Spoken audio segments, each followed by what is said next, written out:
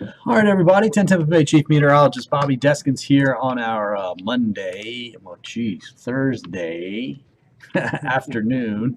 Let's get ready to say we've had waterspouts since Monday. Every day of this week, we've seen waterspouts come on shore because of this western pattern that we're in, western wind pattern. That pattern does not change until we get to really later Saturday.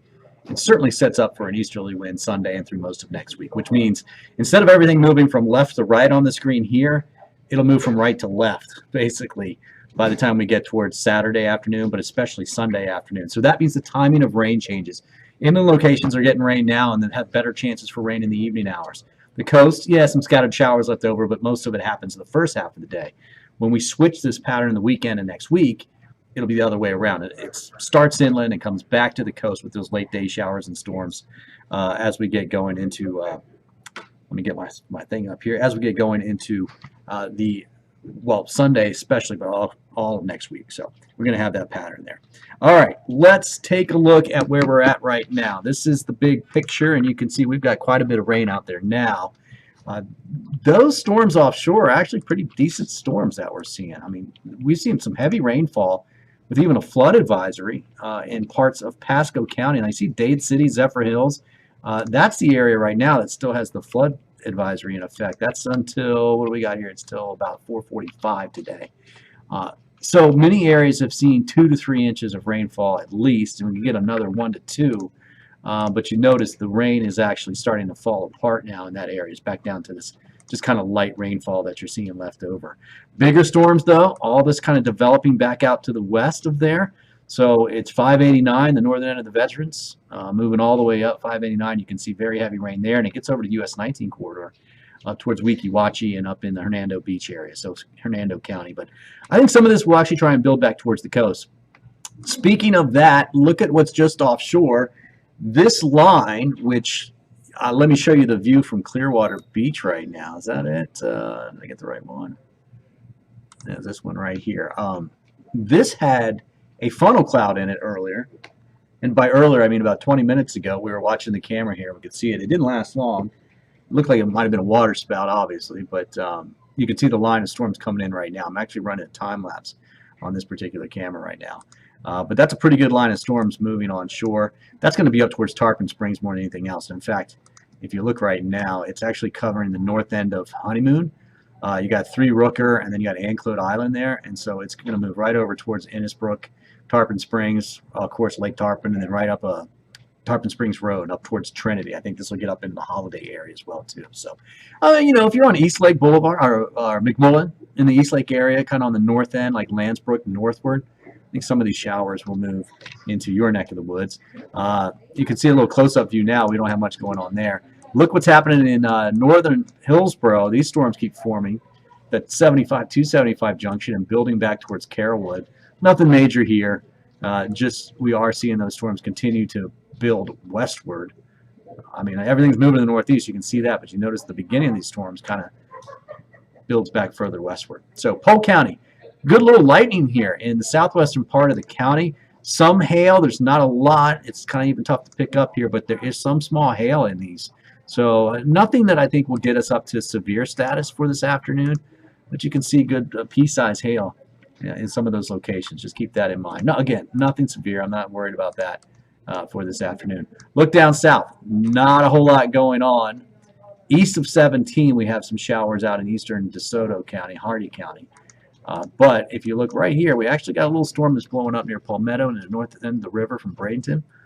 And that's going to move right up over Gillette, basically. Now, what's happening with these storms, the ones that come in from off the coast, they tend not to last very long. I mean, if it got to Gillette, it might just fall apart like poof. So we'll keep an eye on that. Otherwise, you can see most of the rain now is over on the East Coast up towards the Disney area. They'll get a little bit of a break, but I think Disney has another round coming through. Good news is that we've got some cooler temperatures because of the rain, cold air. And if you look upstream, we have some more clouds heading our way, and I think a couple of showers too. I think some of this energy here is going to end up into Citrus County by later this evening. So we're going to have to watch. You see these watch these little outflow boundaries come out. See that right there? That's going to help try and spark some more showers down here on the south end. And you can see kind of that starting to happen along a little ridge here. So we'll be keeping an eye on that. How about 76 in Wesley Chapel, 93 in Tampa at the same time? That's the difference in the rain out there. Now here's the forecast model. You can see as we go through the evening hours, it's still building some of this rain back closer to Tampa, especially towards the southwestern parts of Hillsborough. That's through 7 o'clock. Yeah, even a little lingering shower through about 8, 9 o'clock. Now tomorrow morning, isolated showers right along the coast, very similar to this morning. They'll become more numerous through mid to late morning. This is about noon. See what happens. It looks a lot like today, especially more rain north of I-4. And then as we go through the afternoon hours, same thing. More rain inland, isolated shower along the coast.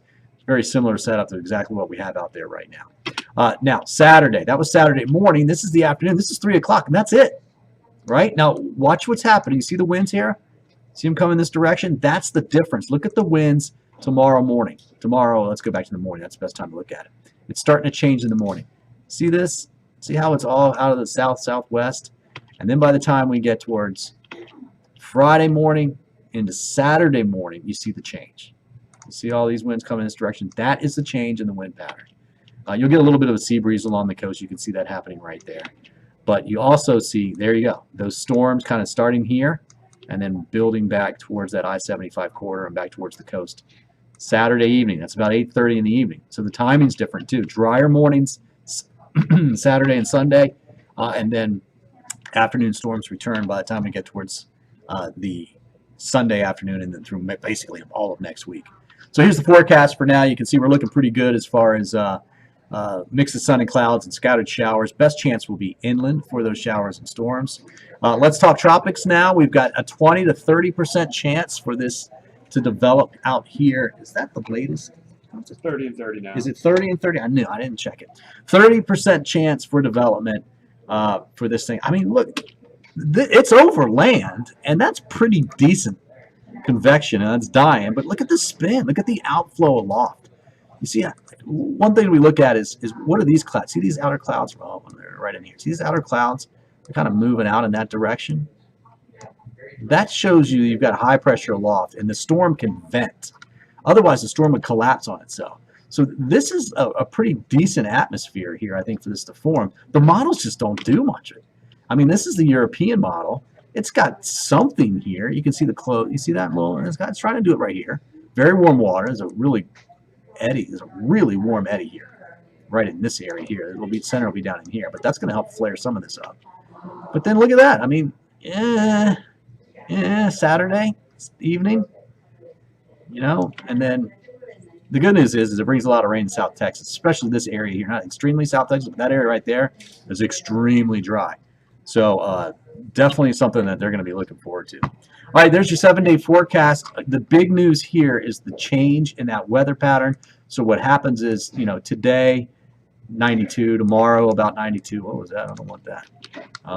Tomorrow 92, and then you can see mid-90s by the time we get towards the weekend and into next week. So basically, you know, right now we've got the wind coming in off the water. Water doesn't heat up with the sunshine very much, right? At least not during the day, right? It takes different heat capacity, so it takes a lot longer to do that. So it doesn't heat up.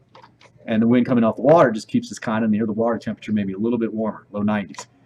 When the sun starts shining on inland locations and heating all that land up, and then the wind blows from east to west, it blows that hot air back towards Tampa. That's why you see those temperatures going back to the mid-90s for the upcoming weekend. All right, guys, that's it. That's your weather update for this afternoon. I hope you have a great Thursday afternoon. It's almost Friday. We're getting there.